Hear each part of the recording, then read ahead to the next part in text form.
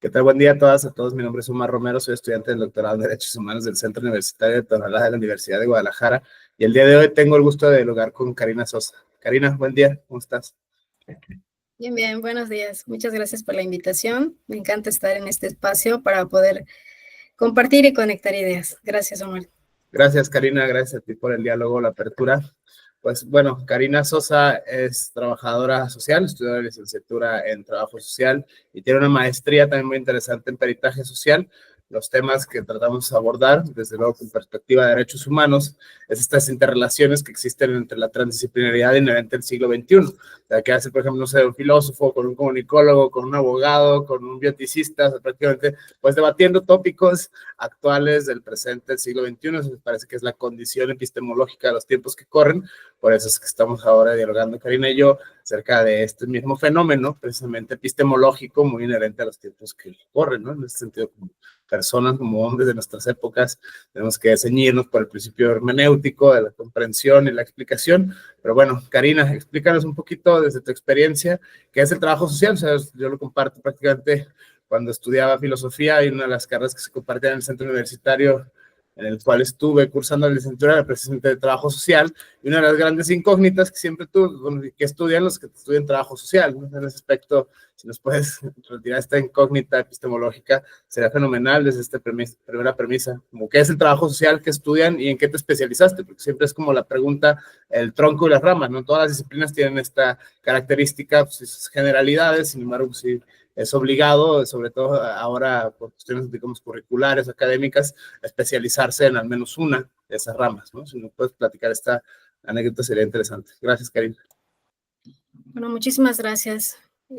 Para empezar, quiero comentarte que pues estudio la carrera de trabajo social, ahora sí que no por vocación, la estudio para ocupar mi mente. Estaba pasando por un tiempo de duelo, había fallecido mi hija y pues tenía que salir de ese hoyo y dije, bueno, alguien me platicó de trabajo social y empiezo a estudiar la carrera.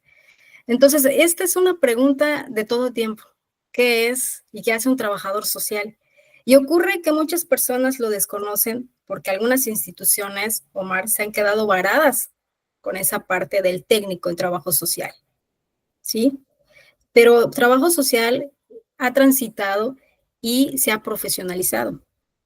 ¿Qué hace un trabajador social? Fíjate que hoy en día el trabajo social se enfrenta con un problema en el espacio laboral. Es preocupante porque gran parte de la sociedad desconoce los roles y funciones de un trabajador social. Normalmente lo ubican en sector salud y últimamente en el sector educativo. Pero trabajo social, como las mismas instituciones tienen sus formatos, tienen sus protocolos, pues minimizan la labor de lo que puede llegar a ser.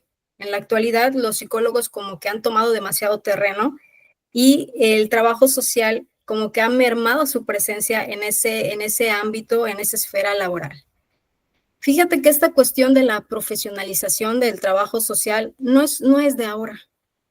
Cuando nosotros nos adentramos en ese mundo de los referentes en trabajo social, hay una célebre referente en trabajo social que es Mary Richmond.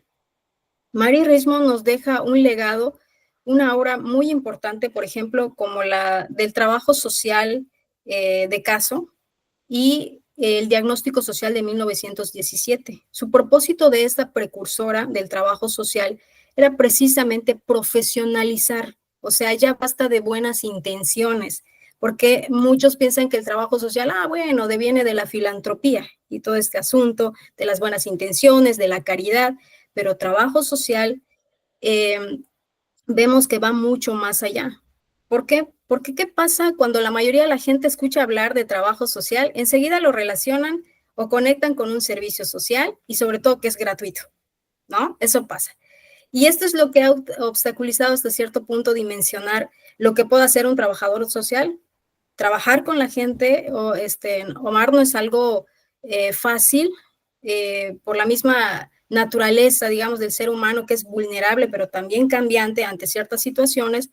Nosotros trabajamos siempre cara a cara y debemos estar preparados, ahora sí, metafóricamente, como venga la pelota, ¿no? Pero para ello, pues obviamente tenemos que actualizarnos, capacitarnos y ¿Por qué? Porque trabajamos no solamente casos con individuos, sino también con grupos y comunidades.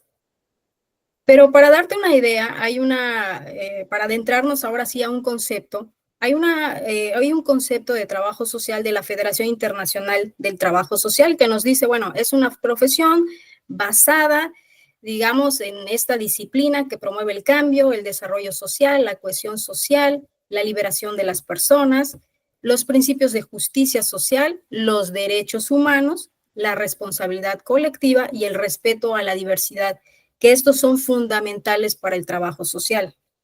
Ahora bien, hay otro referente que nos habla de las definiciones. Hay un libro de Norberto Alayón que habla de definiciones del trabajo social, pero que esto va a depender del devenir histórico y político de cada país. Aquí en México conocemos trabajo social, pero en otras partes son asistentes sociales o es servidores sociales, o sea, cambia, digamos, dependiendo de ese proceso, digamos, histórico y político. Para mí, Omar, cada área del trabajo social, y te voy a dar unos ejemplos para que nos vayamos aproximando a qué se puede dedicar un trabajador social. Cada área de trabajo social para mí es importante, y no solamente importante, sino que también útil para la sociedad, porque esa era mi búsqueda, la utilidad del trabajador social. En esta parte, cuando yo empecé a estudiar la maestría, me especializo en la maestría en peritaje social me especializo, había un docente que decía precisamente, lo pone como una especie de, como una jerarquía, como la pirámide de Keynes, ¿no? Vamos a ponerla de esta forma. Y yo decía, ¿por qué poner el peritaje social en la punta de la pirámide? Como si fuera lo máximo. Desde mi punto de vista, claro, está no excluyente el trabajo social, porque trabajo social que pasa se especializa, es decir, se ramifica, salud, digamos, promoción social, lo jurídico, pero cada una hace su función y el trabajador social, dependiendo del área en el que se encuentre, por supuesto va a utilizar determinados métodos, determinadas técnicas, como entrevistas, historias de vida, genogramas, familiogramas, registros de entrevistas, visitas domiciliarias, ¿sí? Porque no solamente trabajamos en gabinetes, sino que también vamos mucho más allá, vamos a tocar las puertas. También tenemos el seguimientos de caso, pero esto consiste o va a depender, por supuesto, del área en el que nosotros nos encontremos. Mira, fíjate que podemos participar en esta cuestión también de la promoción. Un trabajador social puede trabajar en la promoción social. Los famosos diagnósticos sociales, los diagnósticos municipales, con qué recursos cuenta esa población. ¿Puede hacerlo el trabajo social? Por supuesto que sí.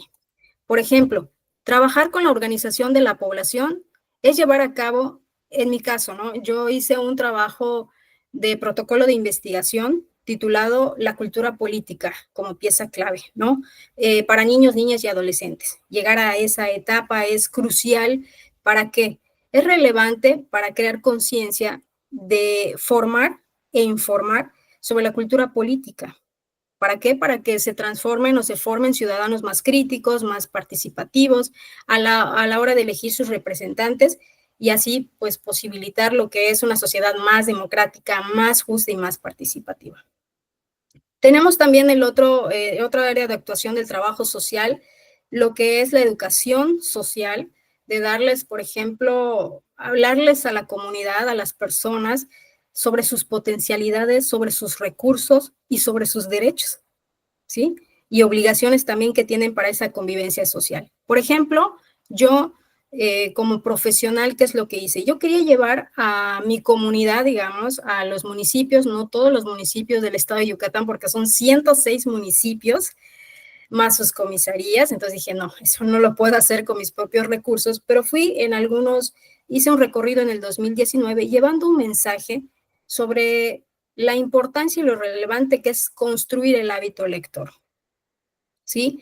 Quería dar el mensaje con la primera novela de Un superhéroe sin metrópoli, El último viaje. Esta novela se lo dedico a todas las personas, adultos mayores. Es que yo tuve una relación muy padrísima con mi abuelo, no generalizo, ¿sí? Pero es en base a, por supuesto, a mi experiencia. Entonces yo les decía a ellos, tal vez los abuelos no tengan parecido con los protagonistas de los cómics, ¿no? Historietas, y esto pasa porque dejamos verlos con ojos de amor, ¿sí? Y esta parte de no ser empáticos con esas personas que a esa edad se sienten inútiles, porque yo lo viví cuando mi abuelo deja de trabajar, dije, wow, el impacto en la vida del abuelo y fue decreciendo, o sea, increíble. Entonces, ellos se sienten fuera del hogar, fuera del seno familiar. ¿Qué es lo que tenemos que hacer nosotros? Pues nosotros nos tenemos que, ahora sí, como que entrenar esa empatía, esa escucha activa y no verlo como con demasiada simpleza las anécdotas que nos puedan compartir los abuelos. ¿No? Ese era mi mensaje. ¿Por qué? Porque yo en la novela denomino la hora del desprecio. Cuando te empiezan como que a caer las arruguitas, las canitas y como que vas repitiendo todo, pues dices, oye, esta es una hora de desprecio. También otro punto importante, Omar, en salud también tuve la oportunidad de trabajar en el primer nivel. ¿Y qué pasa con este primer nivel? Casi siempre en las instituciones que cuenten con un trabajador social va a ser el primer contacto, ¿no? Casi siempre es el primer contacto. ¿Pero qué te encuentras en ese primer contacto? Un ceño fruncido, ¿no? Pasa que dices, oye, ¿qué es lo que ocurre? Pasa que ofrecemos un servicio o un trato demasiado acartonado con esa persona que llega no solamente con un problema, sino con una enfermedad, y no solamente de su familiar, o sea, lleva encima muchísimo. Entonces, el otro día una amiga y yo estábamos platicando sobre esta parte del servicio, ¿no? Me dice, ¿sabes qué pasa? Que la calidad del servicio no podemos dar todo porque esta cuestión de probidad, ¿cómo lo llevamos? Ella es anestesióloga, ¿no? Y pues imagínate, a veces mi equipo se descompone y ¿cómo le hacemos? Entonces yo me puse a pensar en ese momento, bueno, mi amiga sí requiere de un equipo, requiere de material por la misma cuestión de su trabajo, ¿no? De su área. Pero yo como trabajadora social, ¿qué tanto necesito? Puede ser que mi computadora, mi impresora se haya echado a perder, pero eso no significa que yo merme ese servicio, esa calidad en el servicio, esa empatía. Sí, y aquí encontramos ese punto que justificamos, que a veces tenemos malos días, sí es cierto, pero nosotros debemos continuar, porque es parte, ¿no?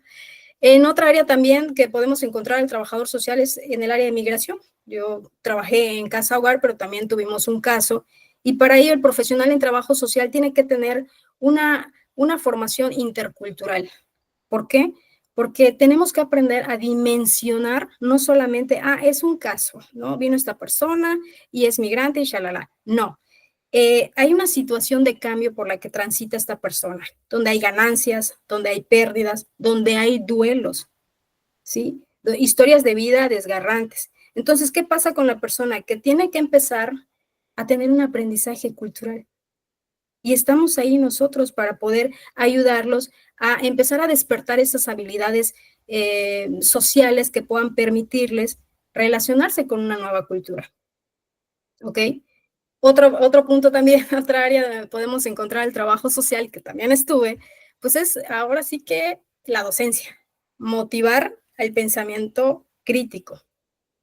Yo creo que en algún momento también te comentaba que no soy las personas que reproducen acríticamente, sino que doy paso a la reflexión, porque es lo más maravilloso que podamos hacer, ¿no? Por ejemplo, no solo formar trabajadores sociales competitivos, sino que tengan el compromiso y la responsabilidad social, pues cuando tú decides ser servidor público, pues dices, oye, hay un compromiso con la ciudadanía. Eso es lo que pasa. Cada quien, ver a esa persona con que cada quien tiene su historia de vida y no somos nadie para juzgar al final del día, sino que tenemos que ponernos a trabajar, ¿no? Entonces, mira, te voy a poner un ejemplo. ¿Qué pasa con trabajo social? Y no entiendo a la vez por qué tanta ausencia de este profesional. ¿Estamos en agonía laboral? Por supuesto que sí. Esta es una problemática, pero también hay una necesidad de estos profesionales en las escuelas. En febrero del 2019, dice acá, ante la descomposición del tejido social que se ha generado en los últimos años, es necesario que se involucren trabajadores sociales en todos los niveles educativos del Estado, pues su labor es vital para prevenir problemas mayores tanto en la niñez como en la juventud. ¿Por qué pasó esto en el 2019? Porque ya se habían presentado muchísimos casos en el estado de Yucatán de suicidio. ¿Ok? Entonces, esto es una iniciativa por parte del presidente de la comisión, Luis María Aguilar Castillo, que informó que existen 3,663 escuelas donde se encuentran 266 trabajadores sociales. Después que él plantea esta situación, tengo la oportunidad de ir a visitarlo, de platicar con él y exponerle la situación, que era un gusto también, que, bueno, aquí estamos en la banderita de trabajo social, que bueno que nos toman ahora en cuenta. Y a raíz de eso, el 11 de junio del 2020, dice, con mucha anticipación al plazo de 90 días establecidos en la reciente reforma de la Constitución Política de Yucatán, ahorita, con esta nueva ley se pretende lograr el desarrollo integral del estudiante para que pueda formar un pensamiento crítico, fortalecer su sentido de solidaridad para combatir la corrupción, discriminación y violencia. Así se busca implementar y aplicar protocolos de activación de manera más ágil, cuanta más atención sobre violencia emocional o sexual, maltrato infantil. ¿Qué pasa en esto? Que la mayoría de los maestros son los que se encargan y los que se deberían de encargar son los trabajadores sociales. ¿Por qué? Porque esta parte de la educación es el primer contacto y así como que el foco rojo. ¿Por qué? Porque estás en contacto con los alumnos. Entonces, en la Ley de Educación del Estado de Yucatán, en el artículo 32, ahora sí que puedes darte después como que el tiempecito para checar las obligaciones de los trabajadores sociales. Entonces, ¿es importante el trabajo social? Por supuesto que es importante. El área de educación, así como nos delata o nos señala como los focos rojos, también es un área de oportunidad, porque hay muchísimas propuestas, por supuesto, que generan procesos de cambio para esas formas de crianza, ¿no? En niños que eliminen ese castigo físico. Yo tuve la oportunidad de impartir talleres a padres de familia en USAER. Yo no pertenecía a USAER, yo trabajaba en la Procuraduría, pero me invitan por mi mamá, porque fue también trabajadora social mi mamá, y bueno, me invitan pues más que nada a apoyarla, ¿no? Para dar estos talleres y estas conferencias que para mí son un área de oportunidad, porque digo, bueno, nuestro viaje como papás puede ser que sea alegre, frustrante, hay tiempos de duelo, etcétera. No podemos decir o romantizar el hecho de ser papás, que todo va a salir muy bien, pues no. Como padres tenemos un gran desafío, es decir, como papá tienes la oportunidad de construir una escalera para tus hijos, ¿sí? Porque a veces no sabemos qué hacer, pero yo me detuve ante esto cuando me dijeron, es que no sabemos qué hacer, o nadie nos prepara, o nadie, a ver, momento, hoy no se justifica. Hoy hay también referentes sobre estas propuestas para generar procesos de cambio en las formas de crianza que nos van encaminando. Ya no se justifica, porque si tenemos tiempo para formarnos en una universidad, para un contexto laboral, ser competitivos, bueno, también como papás, como que tenemos que tener el tiempo para formarnos. Y en cuestión de los niños, los jóvenes, por ejemplo, su proyecto de vida, los niños, no sé si recuerdas que te comentaba, la armadura.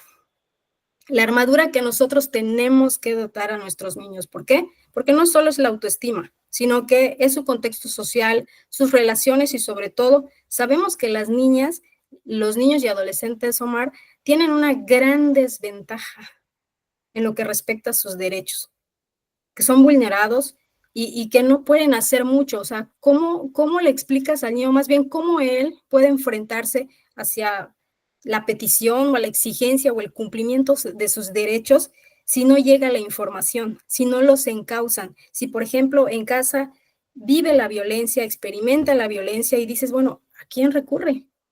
Sí pueden haber procuradurías, pero el mensaje no está llegando. Y yo trabajé en una procuraduría y decía, es importante implementar en la casa hogar, ¿no? Estos talleres para que ellos puedan hacer su armadura, porque a la hora de quién se los garantiza, eso es una barrera, eso es un obstáculo para que estos niños, estas niñas y adolescentes puedan acceder a la justicia.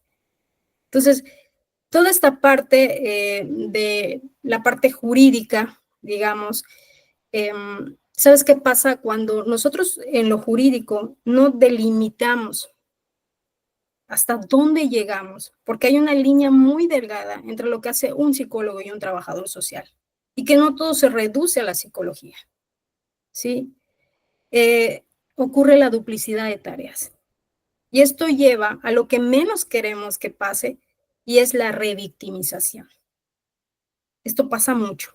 Cuando no tenemos ese cuidado de, no sé, porque yo quiero protagonizar el momento, hago lo que le corresponde al abogado o a la psicóloga, solo estoy haciendo eso, protagonizar el momento. Estoy haciendo una duplicidad de tareas y por ende lo que ocurre es que voy a revictimizar.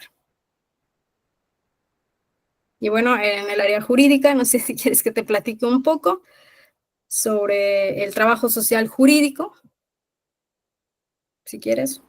Sí, Karina, de hecho sería interesante porque acabas de remover ciertos prejuicios, digamos, interinstitucionales que existen en torno a la profesión.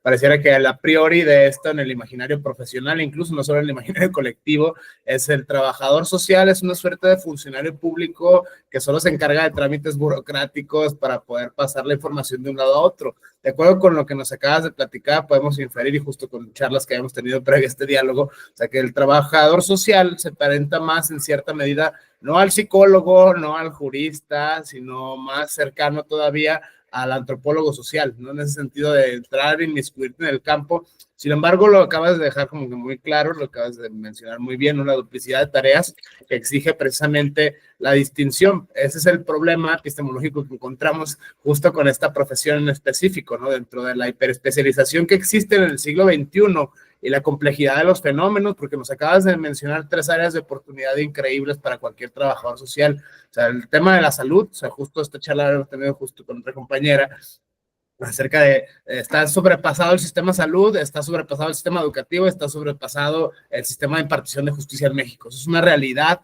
institucional. O sea, no se puede culpar a priori a los operadores, no es que son malvados, son incompetentes, son inhumanos, son draconianos, etcétera, etcétera, etcétera. Tampoco se puede culpar a priori a la institución o a la infraestructura. Eso es un tema, digamos, más complejo, eso es un tema, digamos, pues muy complicado, o sea, que exige ciertas áreas, ¿no? Ciertas, digamos, especializantes. Pero bueno, en ese aspecto, esta es la primera, ¿no? Es salud, educación y el sistema jurídico, ¿no? Justo esto. La otra, multiplicas la apuesta, o sea, el contacto con los alumnos, ¿no? En el sector educativo, que es una especie de tutoría, una especie de mentoría, y depende del sistema, el tipo de ciudadano que se quiera estar forjando, ¿no? Hablas de 2 áreas de oportunidad con grupos prioritarios, 3, ¿no? O sea, en ese sentido, personas en condición de movilidad o personas migrantes, ¿no? Ese aspecto, la educación bicultural o multicultural, desde materia religiosa y la diversidad en todas sus luces, ¿no? O sea, en ese sentido, política, ideológica, sexual, lingüística, racial, etcétera, etcétera, etcétera. Todos estos son temas, desde luego, de derechos humanos, ¿no? Hablas otra de derechos de niñas, niños y adolescentes y derechos de personas adultas mayores, ¿no? Ese aspecto es bastante complejo, este andamiaje, o sea, pero sería fenomenal que retomaras como el hilo argumentativo desde este punto de vista de lo jurídico, o sea, teniendo estas tres vertientes, ¿no? O sea, por un lado la educación, o sea, la cercanía con el alumnado y con incluso a veces las formas que hay de pedagogías en las escuelas, ¿no? Ciertas escuelas conductistas, ¿no? Ciertas formas que son, digamos, ya contradictorias o que entran en flagrante contradicción con programas de derechos humanos, ¿no? Por ejemplo, esto es evidente en ciertas prácticas, no sé, primarias, secundarias, incluso bachilleratos o universidades todavía, pero bueno, esto es interesante verlo, cómo es que se puede ir adaptando esta labor, porque tú, bueno, eres en última instancia la profesionista, ¿no? En este sentido, es la especializante en trabajo social y en peritaje social, que es lo más interesante. Mencionabas, ¿no? O sea, el pináculo de la pirámide, desde este punto de vista sería muy interesante ligarlo, sobre todo con esta área de expertise que tienes a través del desarrollo de tu maestría, ¿no? En peritaje social, y cómo es que se emparenta esto con distintas ramas de lo jurídico. Pienso en específico el conocimiento general en materia de derechos humanos y educación multicultural, o sea, es la primera, es el gran tópico, la necesidad de divulgar este tipo de contenidos. En segundo lugar, las relaciones que puede tener con el derecho familiar, por ejemplo, o las relaciones que puede tener en última instancia, en el peor de los escenarios, con el derecho penal incluso, ¿no? Entonces, ese aspecto sería muy interesante ver este tipo de argumentación, Karina. Gracias. Claro que sí. Bueno, fíjate que empiezo a estudiar la maestría y bueno, yo todavía tenía así como que siempre tuve dudas al respecto de mi carrera, ¿no? Siempre, y siempre la cuestiono demasiado y eso es algo maravilloso. Pero también pasa que en la maestría en peritaje social, pues empiezo a leer artículos, me empieza a llegar información y yo digo, bueno, me está presentando un camino un poco pedregoso, ¿no? ¿Por qué? Porque ha sido poco recorrido el profesional perito en materia de trabajo social. Es un camino poco explorado.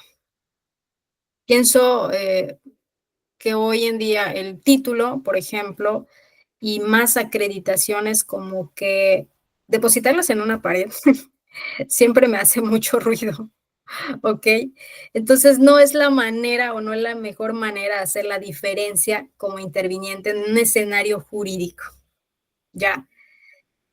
¿Qué pasa en esta transición? Porque cuando nosotros nos ubicamos en trabajo social, vemos al necesitado, lo que hacemos es canalizar, lo que hacemos es gestionar, promover, educar, y luego llega este escenario jurídico y te dice, momento, tenemos que empezar a ver a la persona no como carente, ¿sí?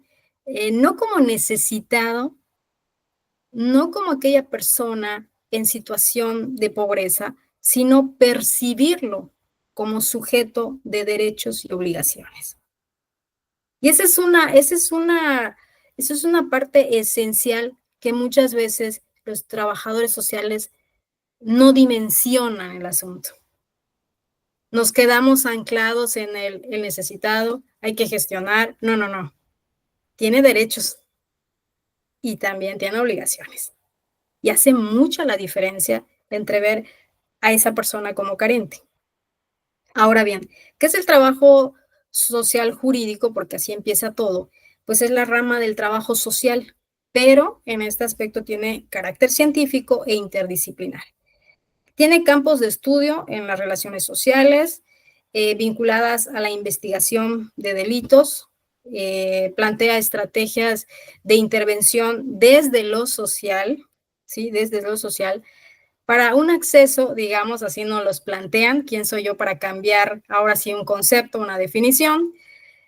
El acceso pleno a la justicia y potencializa las capacidades de las personas en lo individual, colectivo, a través del diagnóstico dignificado encaminados al cumplimiento efectivo de los derechos humanos.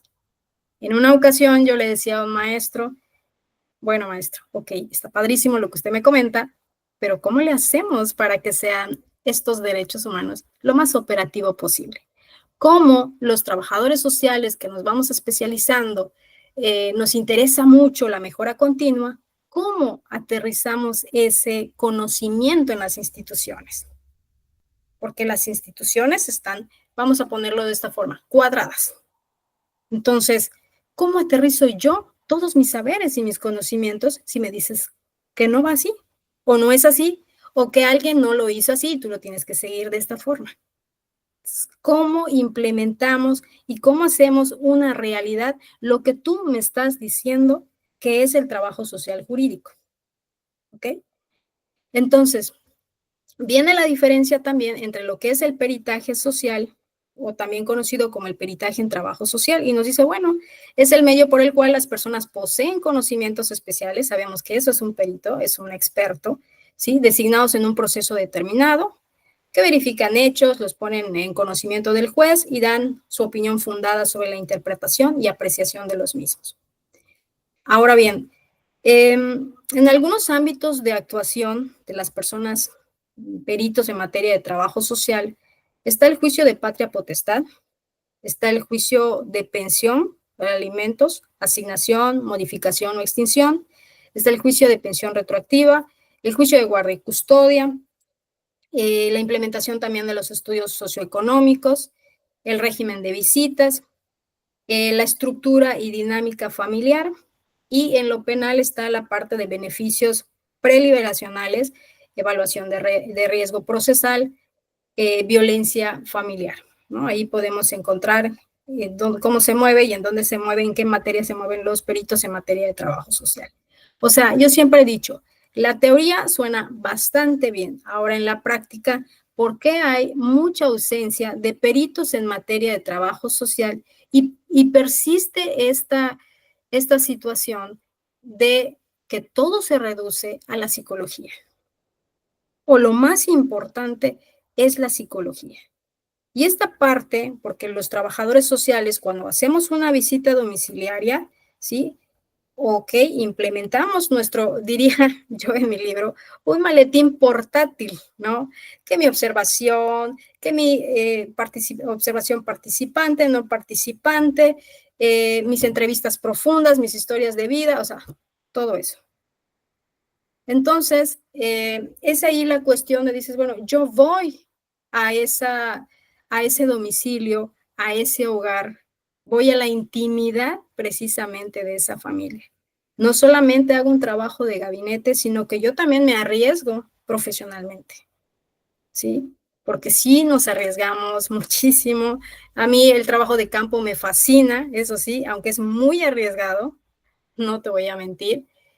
Y todos dicen, cuando llegas con la información, así como que la desechan tan fácil y dices, oye, me costó tanto traer a la persona, a la institución, hacer todo lo posible para que tenga fe, para que vuelva a creer y bueno, se viene el trabajo abajo. Entonces, el perito en materia de trabajo social, así como el trabajador social, es importante, es útil, pero pues tenemos todavía, o la institución o las instituciones están casadas con, no, la psicología prima, ¿no?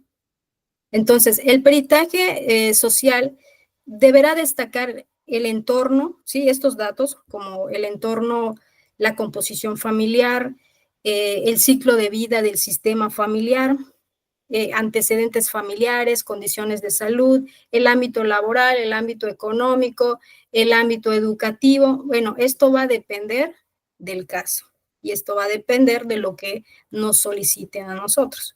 Hay una diferencia, Omar, entre los estudios sociales que, por ejemplo, nos solicitan en las instituciones, porque, por ejemplo, yo trabajé en la Procuraduría, pero también en una casa hogar, y te solicitan informes sociales, que serían como estudios sociales, de una forma muy general, donde también se hacen entrevistas colaterales, la dinámica familiar, o sea, se asemejan muchísimo estos estudios sociales con los dictámenes. La diferencia está en que estos dictámenes pues son solicitados y formulados por el órgano jurisdiccional, el Ministerio Público o un despacho jurídico.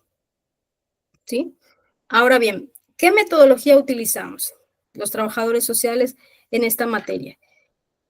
Esa es otra situación también que la llevo y la cuestiono sobre la metodología. La capacidad metodológica es algo que todavía estoy como que estudiándolo, ¿sí? Todavía estoy en ello, me quedan muchísimas dudas, pero bueno, nos dicen, hay el trabajo social de casos. Eso es lo que se aplica como metodología. La primera que utiliza la metodología de casos fue Mary Richmond, una referente que te hablo desde 1917, ¿no? Pero que bueno, ahora desde la perspectiva de Fernández en el 2008 nos dice, bueno, es un proceso sistematizado de intervención del trabajador social ante una situación individual o familiar de necesidad que moviliza diversos recursos personales e institucionales con el objetivo de transformar la realidad de las personas, asegurándole como ciudadano sus derechos sociales. En el 2008. Ahora que estudio ya la maestría, uno de los docentes, que bueno, ya como que se está posicionando para ser un referente del peritaje en trabajo social, nos dice, bueno, el trabajo social de casos dice que establece que el sujeto se convierte en el primer informante, quien al proporcionar datos sobre sus vivencias permite conocer y comprender la situación de origen y los factores que influyen en la dificultad. De esta forma, la persona, su situación y conocimiento de sus problemas son los puntos básicos de este método de estudio. Ahora sí, ya para no tanto rollo, El peritaje en sí es la diligencia, ¿ok? Es ese proceso de investigación que le corresponde a esa persona experta. Pero ¿qué pasa con trabajo social? El trabajador social que se empieza a formar como perito, y bueno, yo también cuando tuve, bueno, ya que finalicé la maestría, pues me daba cuenta así de que, ¿qué pasa con los compañeros, no? Como que empezamos a agarrar esos vicios o ese lenguaje del derecho y las leyes, ¿no? Como que de ornato, así para darle más realce a nuestro trabajo, y empezamos a desdibujar a trabajo social. Eso es lo que pasa muchas veces. Entonces, es necesario que, por supuesto, yo debo tener muy presente lo que es mi utilaje profesional, lo que compone mi utilaje profesional. Hay que recapitular, por supuesto, en trabajo social. Hay que volver a esas técnicas, a estudiar de nuevo, a repasar. Eso es sumamente importante porque tengo que compaginar con mi disciplina las leyes y el derecho. Sin embargo, uno de los problemas que se nos presenta como para nuestra formación como peritos en materia de trabajo social es la ausencia bibliográfica. Eso es un problema, porque no hay mucho. De hecho, cuando estuve realizando un protocolo también de investigación sobre el perito, la mirada experta del perito en materia de trabajo social, hay una ausencia bibliográfica que dices, oye, ¿cómo le hago? ¿No?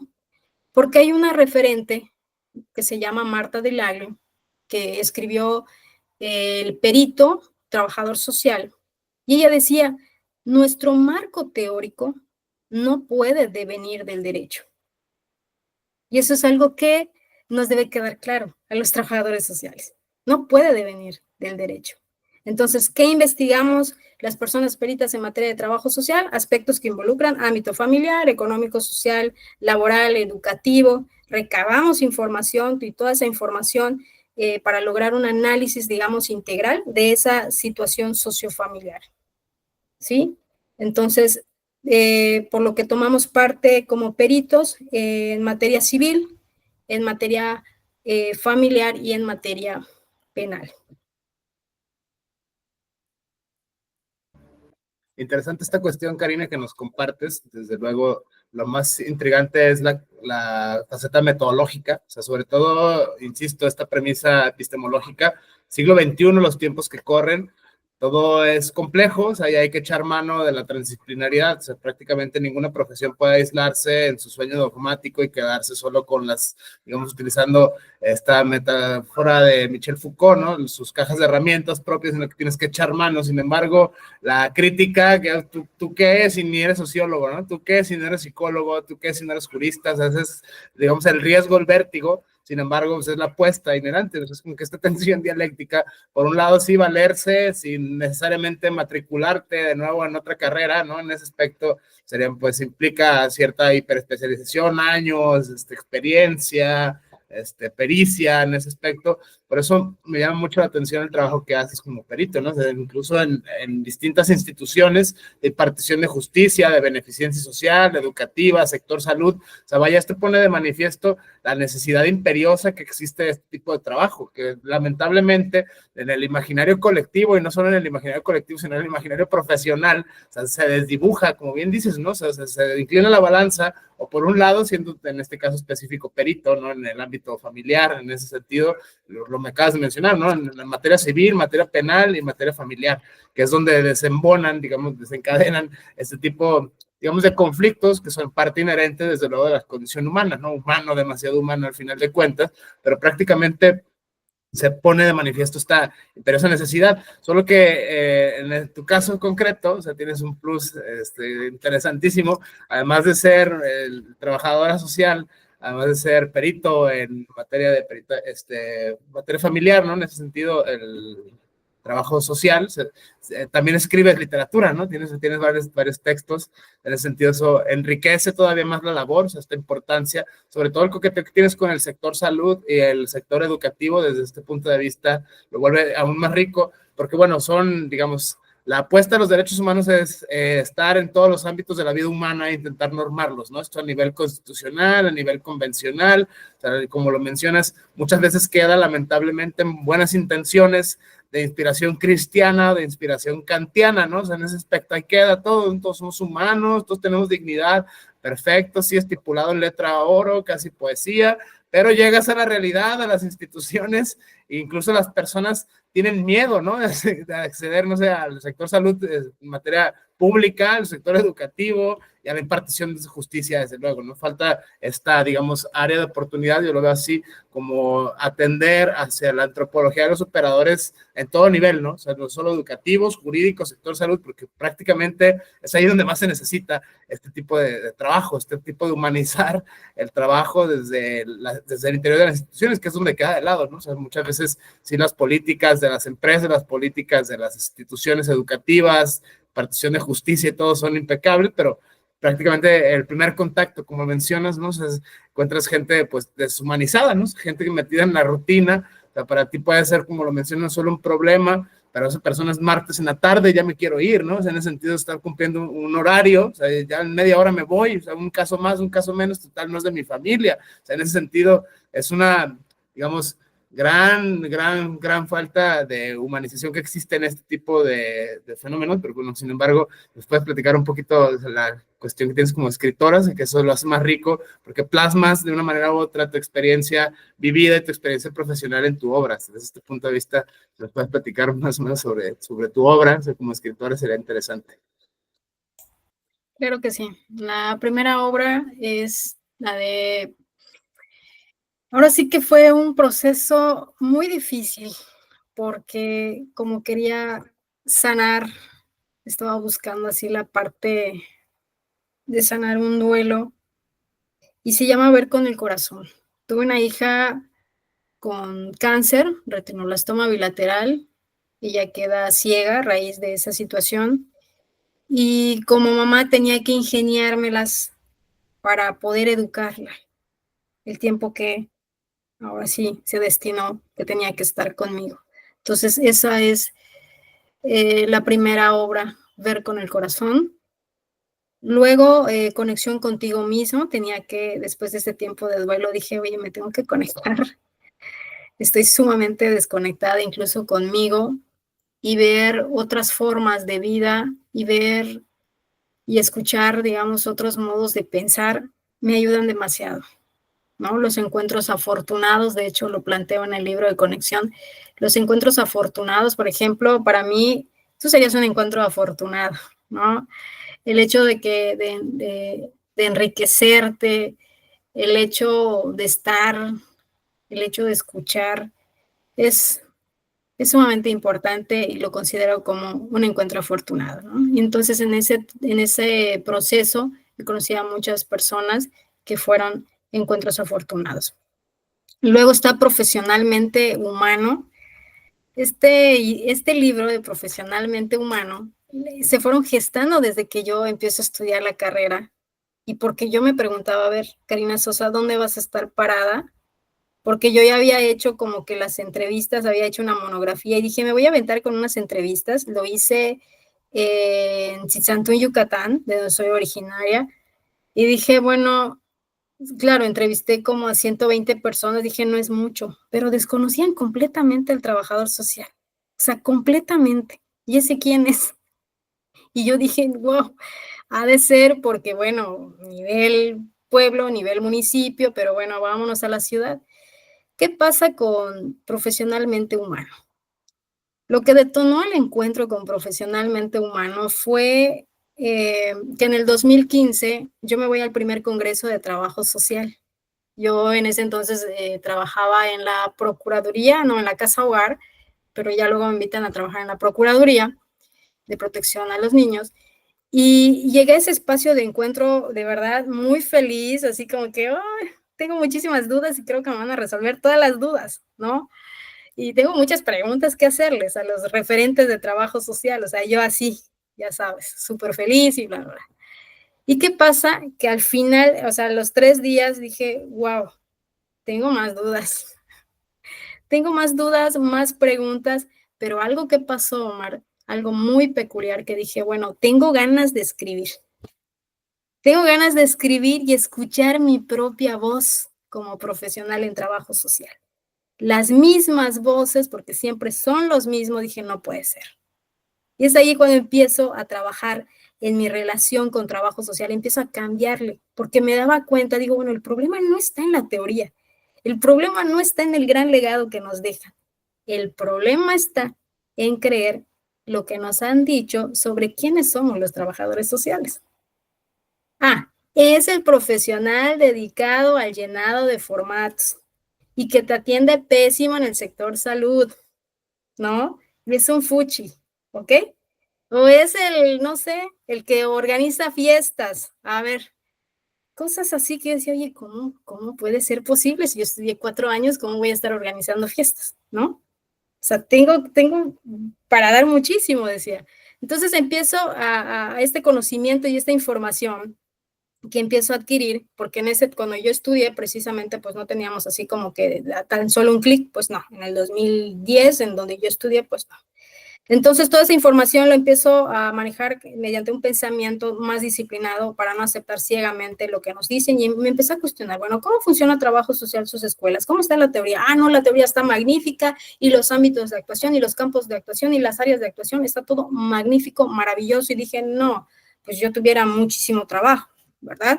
O mis compañeros que hasta la actualidad no han ejercido por la misma situación de que no, en la esfera laboral, de verdad, es una agonía.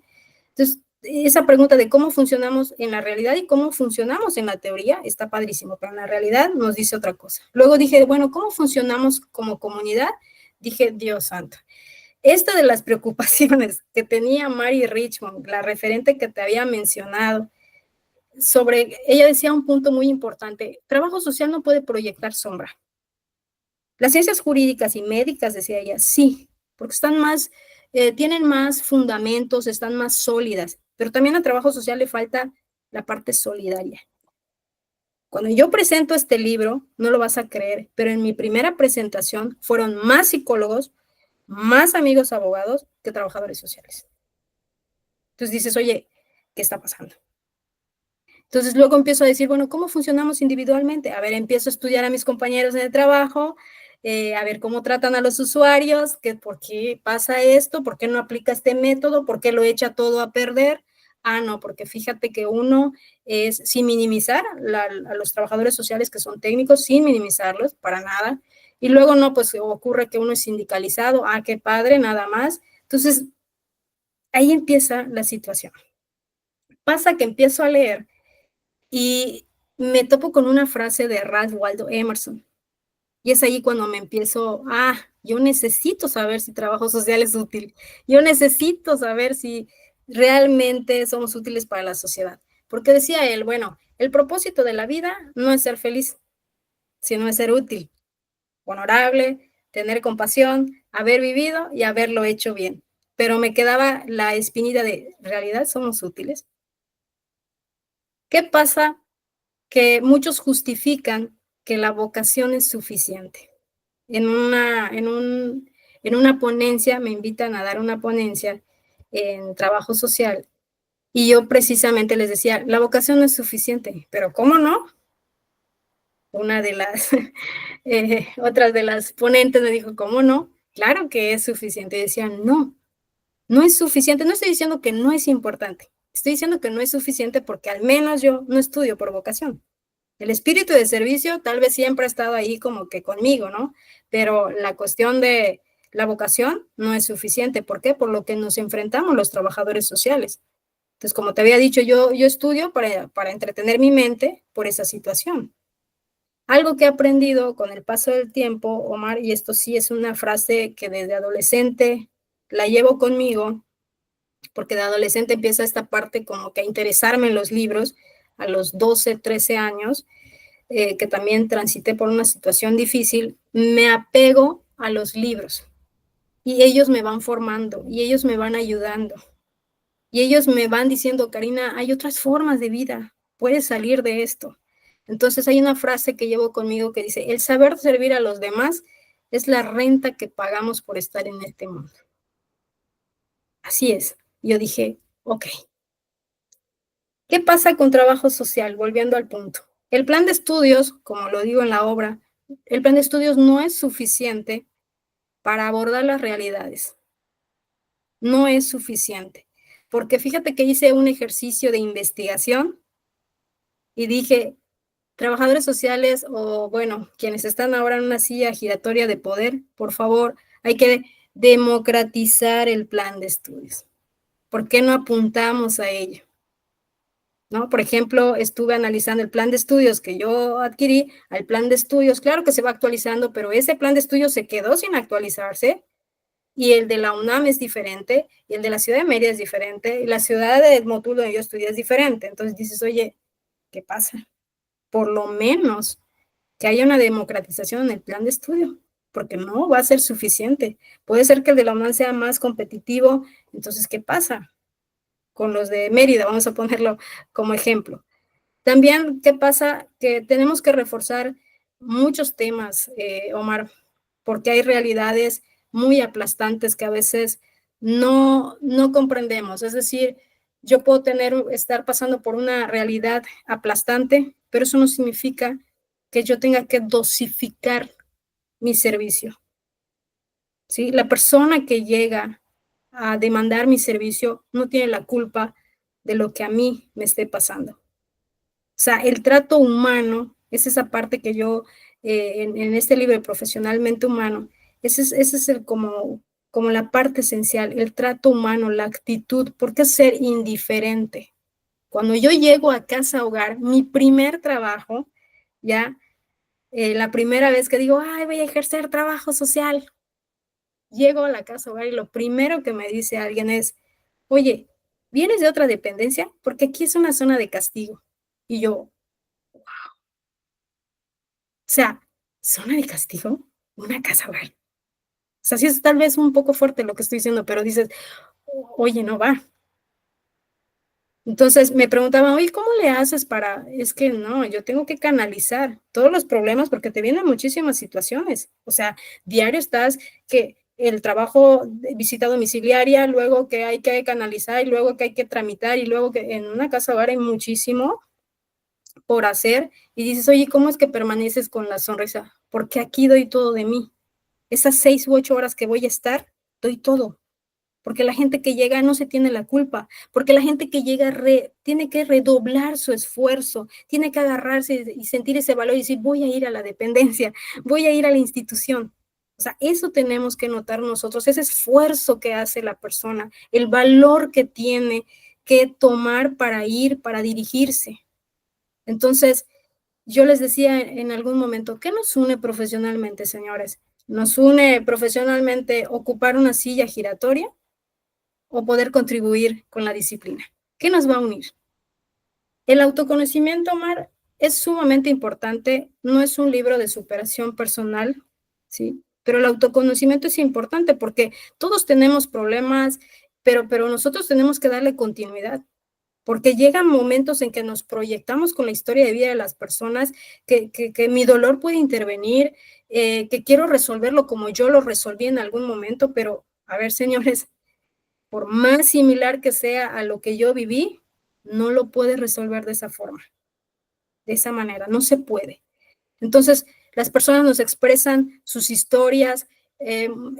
Me topé con trabajadores sociales que llegaban así con prepotencia al domicilio, tocando muy fuerte las puertas. Yo decía, a ver, ¿por qué hacen eso? Y es que yo llevo conmigo esa parte, porque por eso me encanta leer, porque al final del día, yo decía, somos desconocidos. O sea, por más que portes un café, somos desconocidos. Y no se te olvide, son sujetos de derechos. Esa parte no se debe olvidar. Por ejemplo, Marta del Aglio, la referente que te había mencionado también anteriormente, se hacía una pregunta. ¿Cómo actuarías tú si llega alguien a preguntar sobre tu vida? ¿Sí? Porque nosotros abordamos vida, familia, laboral, educación. Para llenar en la parte de anexos, ¿sí? Tenemos que tomar fotografías. Llegamos a la intimidad del hogar. ¿Ok? Entonces, ¿qué harías tú si alguien llega? Al final del día, somos desconocidos. Esa parte nos debe quedar en claro y por eso la gente como que a veces, por eso hay que conquistar las puertas, no es solamente tocar una puerta, ¿sí? Porque nos encontramos con esas emociones y empezar a ver a la persona no como un problema, sino como parte de la solución, porque al final del día ellos son los que experimentan todo ello. Cuando digo habilidad para conquistar puertas, muchas veces se ve destruido. En una ocasión me acompañó una abogada a realizar, nos tocó la misma ciudad, pero ella tenía que tramitar, no me acuerdo qué, y yo pues tenía que hacer la visita y ella me deja, por supuesto, en el domicilio y dices, wow, la puerta, la persona estaba pues durmiendo, ¿no? La persona estaba durmiendo y yo dije, bueno, esta persona lo que pretende es realzar, que le dé realce a su ego. Yo como trabajadora social tengo que tener ese cuidado al momento de hacer la visita domiciliaria. ¿Qué pasa? Que ella me deja y ya me arruinó todo, porque la persona al momento de estarle golpeando la puerta fuertemente, pues ya no abre así como que muy empática de que buenos días, ¿no? Entonces ya te arruina completamente el trabajo y es muy difícil. Y es que esa parte no la comprenden eh, los profesionales, por ejemplo, los abogados, ¿no? Todo el trabajo que nosotros hacemos, quienes estamos dispuestos y sobre todo tenemos ese compromiso, porque también no puedo decir, ay, todos los trabajadores somos iguales, para nada, porque también hay unos que dicen, no estuvo en el domicilio, ¿cómo? Es, por ejemplo, en una ocasión en la casa hogar, ¿sabes qué? No, pues no estuvo el papá o murió el papá. Ah, no, pues yo entrevisté hasta el papá. Así, no estaba muerto. Estaba trabajando, señores, y yo lo entrevisté y tengo las fotos y tengo todas las pruebas. O sea, ese tipo de situaciones que no dimensiona el otro profesional de, cualquiera puede hacer una visita domiciliaria. No, no, porque la persona, cuando nosotros trabajamos, al menos yo, cuando trabajo con una persona, confía, hacemos que confíen, es decir, mire, la institución, le planteamos toda la situación y confía de nuevo. Pero cuando por ego, por cuestiones de poder, se dice, este caso no va, la persona se vuelve a ti y te dice, confía en ti. Y esto es muy fuerte y muy devastador cuando la otra persona se queda sin familia, se queda sin un integrante. ¿Ok? Entonces, sí es importante que valoren el contenido que nosotros le damos al equipo multidisciplinario, porque si yo estoy en constante crecimiento, no puedo permanecer varado. Y esto es lo que pasaba, por ejemplo, en la casa hogar, pasaba que se reunía el equipo multidisciplinario, médicos, abogados, psicólogos, director, y ¿sabes dónde me encontraba? Me encontraba ordenando una bodega, doblando ropa. Y dices, oye, yo me actualizo, oye, fíjate que yo le echo coco y fíjate que, como decíamos la otra vez, cada profesional tiene sus propias lentes, por supuesto, yo como profesional tengo mi ángulo, ¿sí? Y te voy a decir qué es lo que pasa. Y se reúnen ustedes, pero al final, ¿quién va? ¿Quién va al contexto? ¿Quién hace la visita colateral? ¿Quién se arriesga más? El trabajador social, minimizando esa parte. Entonces, el trabajador social no es un auxiliar, el trabajador social es un profesional que va a permitir que puedas robustecer también tu información. ¿Por qué? Como te dije, nuestras evidencias, fotografías, y dependiendo, claro, del caso o de lo que nos soliciten. Pero el punto a destacar en este libro es quiénes somos y para qué servimos hoy en día los trabajadores sociales. Tal vez enumerarían un sinfín de adjetivos que puedan, ahora sí que puedan darle ornato a la identificación en este campo, pero hoy podemos dilucidar de lo que la sociedad cree que somos a través de la realidad, esa realidad de agonía laboral en la que nos encontramos. Entonces, como trabajadores sociales, no podemos seguir vegetando nuestras vidas, ni mucho menos tecnificando ese servicio. Un profesional que solo se dedica a tecnificar el servicio es como un profesional apagado humanamente, ¿sí? Mientras su ego lo lleva a la ambición por tener un papel protagónico o superior a los otros. Entonces yo decía, ser profesionalmente humano no es algo que se logre de la noche a la mañana. La empatía no es así de que, ay, sí, me quedo sentado y órale, que se prenda. No es así, ¿sí? Ni mucho menos se conquista en 1 o 2 días. Entonces no nos sentemos ahora sí en la roca del camino a esperar que nuestra vida llegue o se presente el ánimo, se presente el esfuerzo, la paciencia, la constancia, el respeto y la comprensión de los mundos de la afuera. Quiero decirte algo también muy importante. Impactamos la vida de los usuarios. Cualquier profesional impacta la vida y eso a veces no lo dimensionamos. Ya sea positivo o negativamente, impactamos la vida de esa persona. Y pasa, Omar, que cuando te miran a los ojos y te dicen, oye, he hecho algunos cambios, porque también pasaba en casa hogar, cuando llevan ese proceso las familias de que, bueno, a ver, papás, vamos a mejorar, vamos a echarle ganas y más que ganas, pues son sus hijos, ¿no? Al final del día. Y en ese momento los profesionales debemos reconocer esos pequeños cambios, ¿no? Esos pequeños cambios que van a poder, por supuesto, modelar, moldear sus vidas. Y hemos visto cómo las personas, cuando más reconocidas son en el proceso, empiezan a tener más arrojo. De verdad, Omar, empiezan a tener más arrojo en pro de sus hijos, en creer que pueden salir adelante y sobre todo las mujeres que viven esa situación de violencia. Entonces, cuando esa persona busca tu mirada, oye, tus 5 sentidos, actívate y hazle caso a esta persona, porque la gente que demanda nuestro servicio es gente que quiere avanzar en su vida, es gente que dijo ya basta y quiero hacer algo diferente, pero no lo dimensionamos. Así como tú quieres avanzar, como yo quiero avanzar, pues también hay esas personas que llegan, quieren avanzar en sus vidas. Para finalizar, quiero decir que hay muchos autores o hay varios autores que dicen que cada campo se mantiene vivo solamente cuando se van generando preguntas nuevas. Y esa parte es la que no quiero soltar de trabajo social, del peritaje social. Tal vez sea una lucha donde estoy sola, no lo sé. También hice una página, creo contenido igual, pero es algo que siempre voy a estar. Cualquier libro que lea, me voy a trabajo social, como que traslado esa parte. Ahora bien, te voy a hacer una pregunta, ¿sí? ¿Aceptas el desafío? Escucha. Cuando escribo profesionalmente humano, llega una amiga muy querida que es psicóloga y me dice, Karina, me encanta lo que estás escribiendo y quiero colaborar. Ah, perfecto. Y me dice ella, ¿aceptas el desafío? Yo dije, bueno, ok, ahí te va.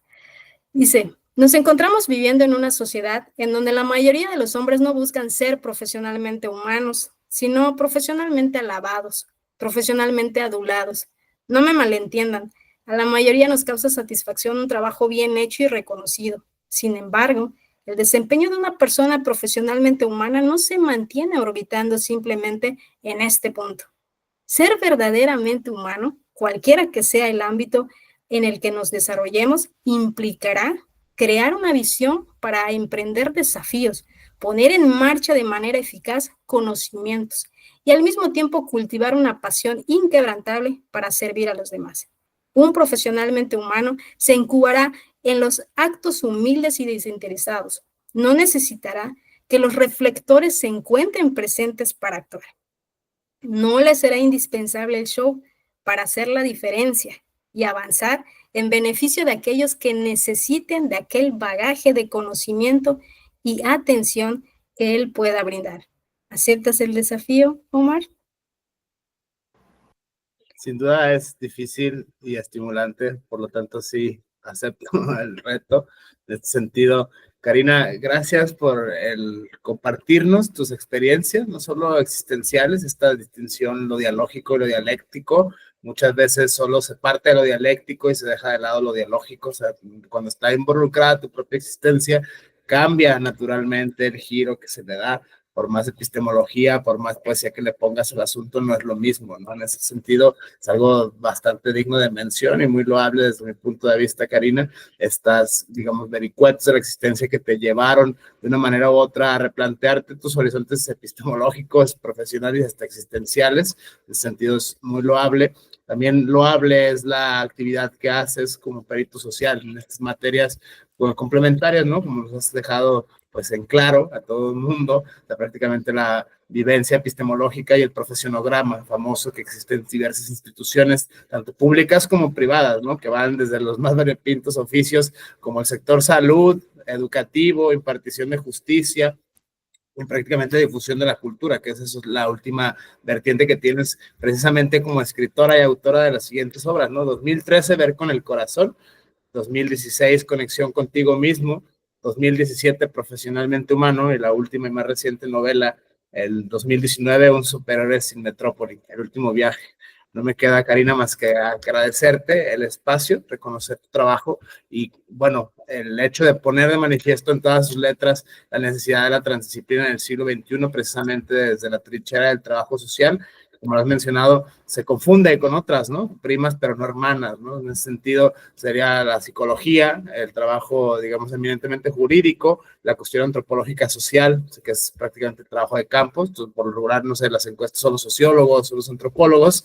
Vemos que el trabajo del trabajador social es realmente relevante y es realmente útil para las transdisciplinariedades del siglo XXI, esta constante epistemológica que para bien o para mal permea los tiempos que corren. En ese sentido no voy a entrar ahora en detalle, pero sin embargo es lo que hay, es lo que hay que adaptarse. No me queda más que agradecerte, Karina, no sé si quieres añadir algo más de conclusión. No, agradecerte este espacio, la verdad que de maravilla poder compartir y conectar estas ideas y pues no olvidarse, ¿no? Que el saber servir a los demás es la renta que pagamos por estar en este mundo. Gracias, Omar. Muchísimas gracias a todas, a todos. Diálogo con Karina Sosa. Gracias.